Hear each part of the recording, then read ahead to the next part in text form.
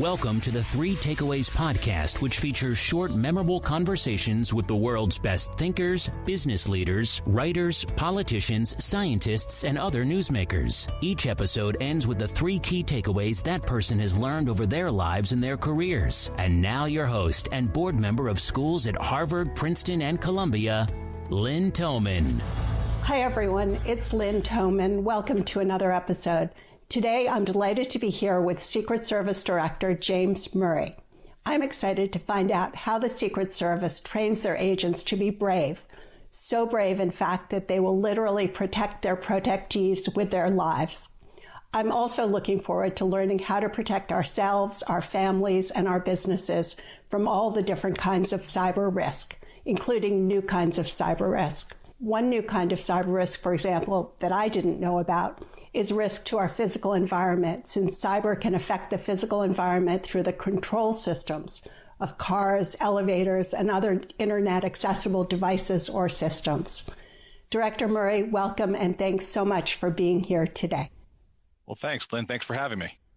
How did you first become interested in the Secret Service? As a little boy, I was very interested in joining the military and/or joining law enforcement. My dad was a state trooper in New Jersey. When I was in college, I was in ROTC, so I had a bit of a military commitment afterwards, after graduating, and then looked at a bunch of different jobs. I actually wound up with a smaller federal agency as an investigator. And at the same time, I applied for the Secret Service here. Waited a long time back then. Now, we streamlined our hiring process, but I probably waited about 3 years until I was hired back in 1995. Can you tell us about the mission of the Secret Service? Sure. Our story goes way back to 1865, and legend has it that it goes back to April 14th of 1865, probably a date familiar to your listeners. On that afternoon, President Lincoln's last official act was to authorize the creation of the Secret Service. And obviously, sad irony that just a few hours later, he'd go to Ford's Theater where he'd be assassinated. Lincoln's decision that day had nothing at all to do with protection of presidents or national leaders. Instead, he was trying to address a different kind of threat, and it was a threat against our economy, had to do with counterfeit currency or bogus notes. So the Secret Service was created to combat that threat. And as such, we were a purely investigative agency for many years, probably more than 40 years, one of the only federal investigative agencies during that time. It wouldn't be until after the McKinley assassination in 1901 when Congress and then President Teddy Roosevelt mandated that the service go ahead and pick up protection of presidents and others as well. Since that time, so about 120 years now, we've had this dual or integrated mission of both investigation and protection. And we find that one serves to enhance the other, and hope to be able to talk about that a little bit here with you today. Can you tell us more about the protective mission? It's greatly expanded from what it was in 1901. Actually, just to give a snapshot, if you go back 50 years, and this time, April 1971, for instance, Secret Service probably had maybe around 1,500 agents and maybe about 500 uniform division, or what we used to call White House police officers.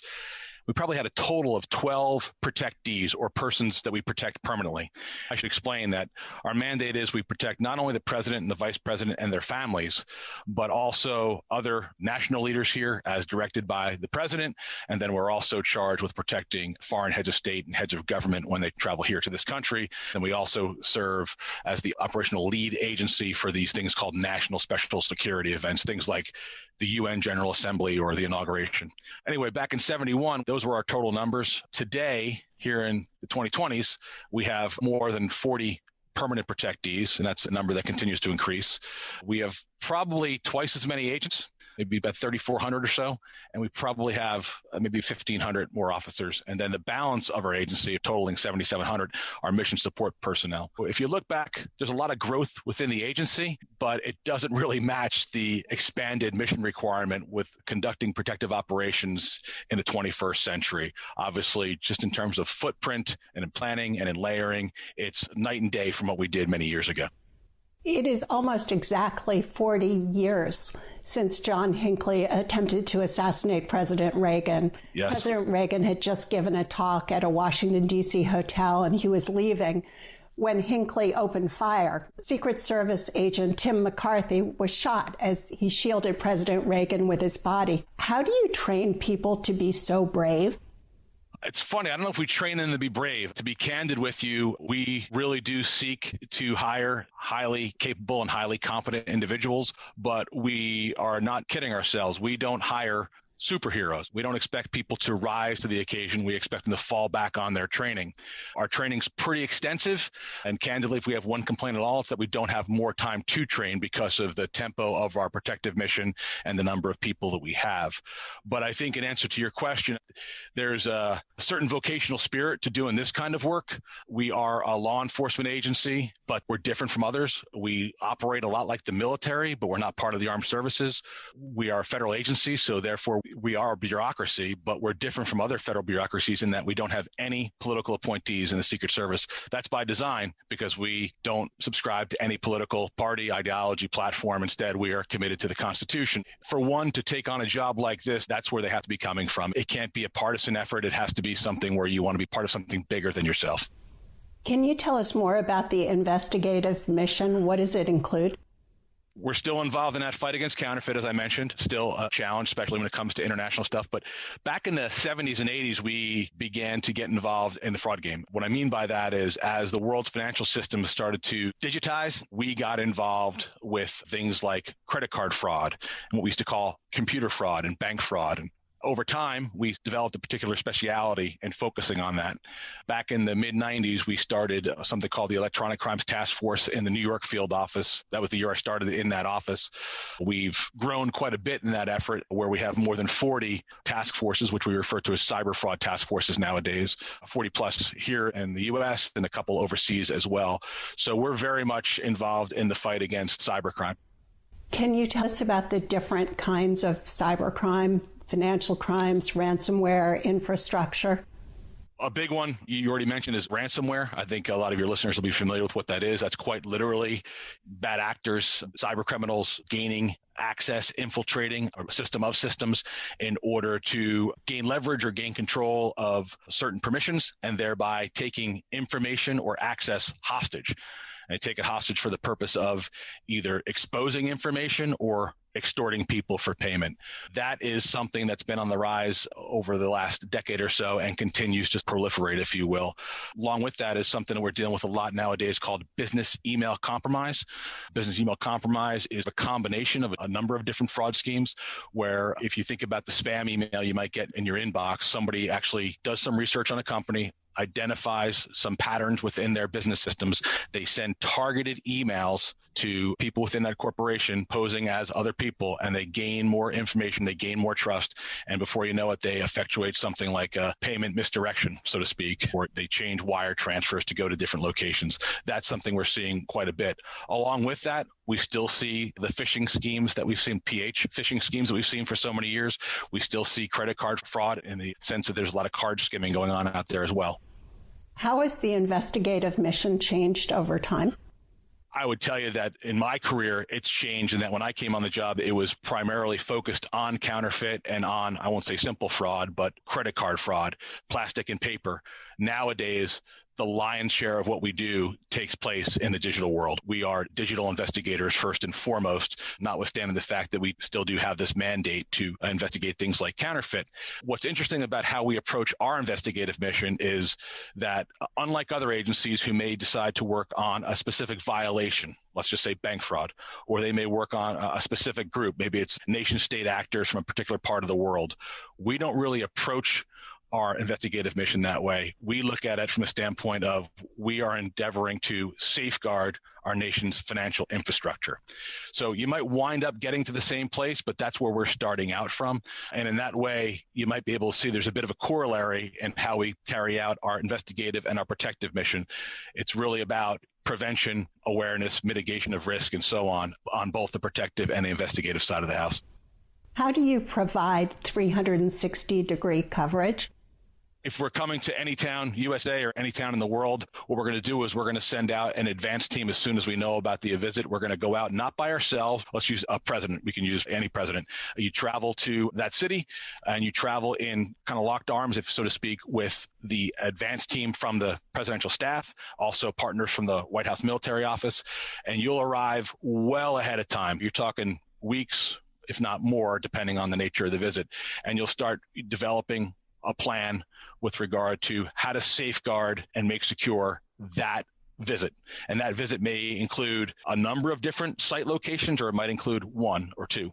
In any case, what you do is you assign different people to advance each of those sites, and then you build a security plan around it. And the most critical part of that security plan is, as you pointed out, having 360-degree coverage. You do that through the use of physical measures, things like fencing and barriers, road closures, signage, and then the appropriate use of law enforcement officers and agents to pick up posts, so to speak. But in achieving 360-degree security, there's also, in the 21st century, a virtual element of that. And it's ensuring that you are not going to be compromised with all the various systems that exist within a particular venue or a building. For instance, if we're going to an office building, we have to be aware that nobody can hijack the elevator system, the HVAC system, the fire, life, and safety systems in place, the AC, the electricity, and so on and so forth. And we actually have a specialized unit.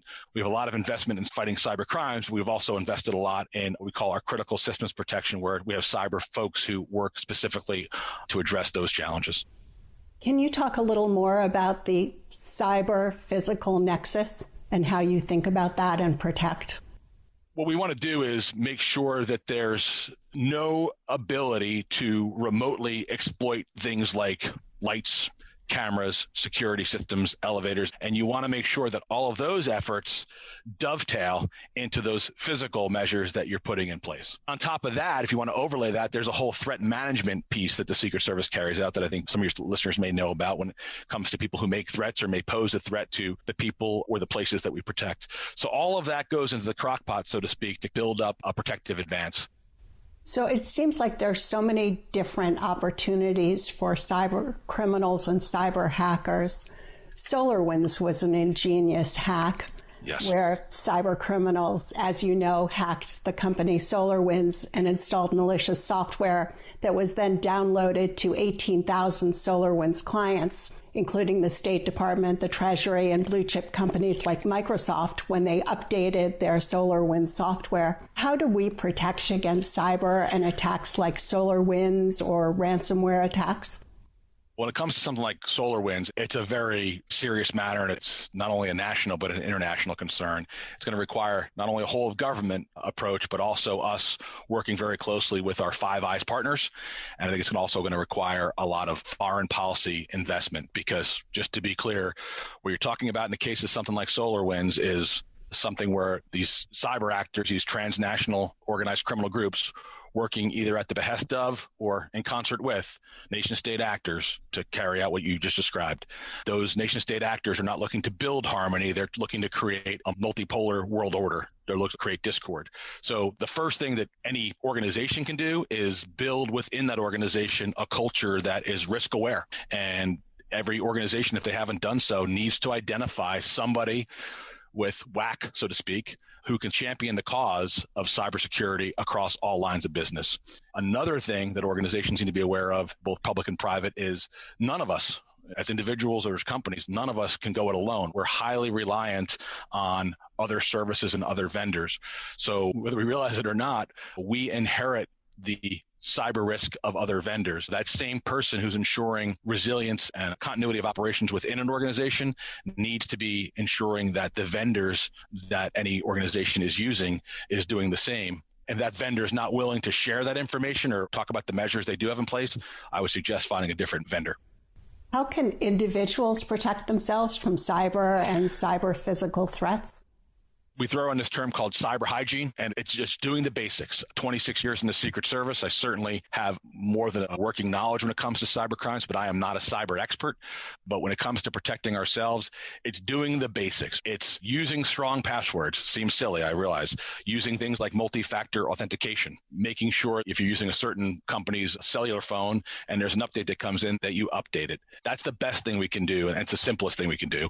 And that's the best we could do to stay one step ahead, because you got to remember, as sharp and as smart as the cyber criminals are, they are looking for the easiest fish to catch. They are not out there looking for the biggest fish. They're looking to find the easy prey. So when you do those things and you stay on top of cyber hygiene, it's going to work to your advantage. How do you think about or measure success in cyber? That's a great question. It's tough to view it in terms of success because from a law enforcement standpoint, obviously we can lay down yardsticks and measure out our productivity and what we've accomplished. But you got to view fighting cybercrime in more of a holistic stance. It really does require not just law enforcement, not just the government, but all stakeholders, public and private, kind of working together. I think we got to educate the public and all sectors of the economy that we're most eager to help those who want to help themselves because those are the ones that can most easily protect themselves moving forward. Can you talk about partnerships, how you work with other parts of government, law enforcement, and private companies? As I mentioned earlier, Secret Service is by design a pretty small agency. We're about 7,700 strong, although we're growing. We're on a path here over the next 5 years to get up to around 10,000. So if any of your listeners are interested, please check us out on usajobs.com. We'll be hiring for a few years to come. But we are highly reliant on our federal, state, and local partners when it comes to everything we do, both on the protective side of the house and on the investigative side of the house. We always have been. We always will be. And the reason for that is when we do want to bring the president or the Pope or anybody else to your town, USA, it doesn't make sense for us to come in with all of our agents and displace all the strong public safety and law enforcement folks that we have in town. Rather, we want to leverage what they have and what they know, and that's what we do. So when we come to town, quite frankly, the wheels don't roll unless we have a strong partnership and support from the city, state, local police, public safety folks, fire department, and so on. You talked about good cyber hygiene. Are there any documents or links that you could share that listeners could look to improve their own safety and lower their cyber risk? I could send them to our public-facing website, secretservice.gov, and on there is a whole host of information about best measures to protect yourself and protect your companies, big and small, and further points of contact. That sounds terrific. Is there anything else that you would like to mention that you haven't already touched upon before I ask for your 3 key takeaways? I don't think so. I appreciate the opportunity to talk about the Secret Service and the high caliber workforce that we have here. I could tell you, I've been doing this for 26 years, and I joined the Secret Service because of the mission. I've thought many, many times to leave, and I stayed because of the people. It's a group of people who are committed not only to the mission, but very much to each other. And that's what makes it a fantastic experience. Candidly, Lynn, it's the best job in the world because I want to be here. If I didn't want to be here, I think one can make an argument it might be the worst job in the world. But because I want to be here, it's the best job. What are the 3 key takeaways that you'd like to leave the audience with today? First is very simply that the fight against cybercrime and achieving anything like cybersecurity requires a whole of society approach.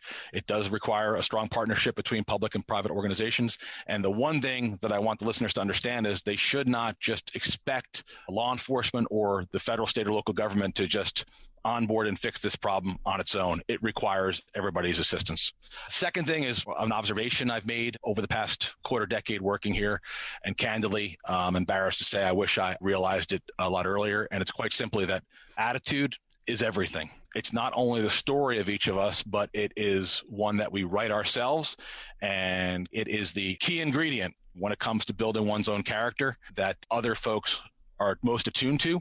And it's the one they're evaluating when they decide whether or not they want to invest in us or if they're really going to buy what we're selling. The last takeaway is very much more of a personal one. About 2 years ago, I lost my little brother Ryan to cancer. About 4 weeks ago, I lost my dad to COVID. 2 really special people, really cool individuals. Each in their own way had this unique ability to, wherever they found themselves, make that their favorite place to be. So that's what I'm striving to do. That's my new commitment. My recommendation to your listeners is wherever you find yourself, make that your favorite place to be. I'm so sorry. Oh, thank you. Thanks very much. Thank you so much, Director Murray, for our conversation today and for all you and the Secret Service do to protect us, our leaders, and the foreign leaders who visit the United States. Thank you for keeping us all safe. Thank you, Lynn. Thanks very much.